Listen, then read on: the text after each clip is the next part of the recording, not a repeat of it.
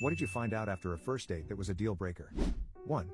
On the surface, he was a lawyer with an Ivy League degree. Then just one layer deep, he had 6 kids with 5 different women. One of his exes hated him so much she took their kids to Germany to get away from him. And the kicker? His youngest was 6 months old and he was sleeping on his ex's couch. 2.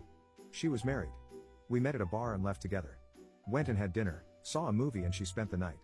The next morning she says, "I wonder if my husband figured out I didn't come home." Then she asked me for a ride to work and I got a ticket because she didn't wear her seatbelt. 3. That he had restraining orders against him from not 1, but 2 exes. Also asked if he could move in with me on the first date. 4. Met up for drinks and she started telling me about how she thought I'd get along with her brother. After a couple of drinks, we end up at the bar where her brother worked. Hell of a guy. We kept playing hair metal on the jukebox and drinking beers. She went from saying I would get along with her brother to I remind her of her brother.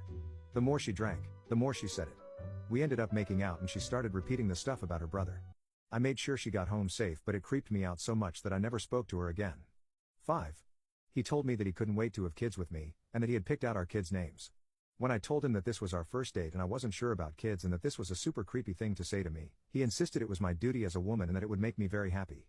There was no second date. 6. She had a date right after our date with her steady boyfriend. Not the next night, 5 minutes later. I had to drop her off at the next date. Why go out with me when you have a boyfriend? 7. Her other guy showed up in the middle of our date. She said, "Can I talk with him for a minute?" I said sure, then walked out the door and never looked back. 8.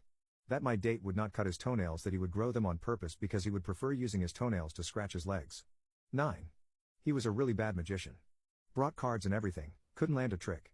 I felt bad and took him up on a second date, but that was it. 10.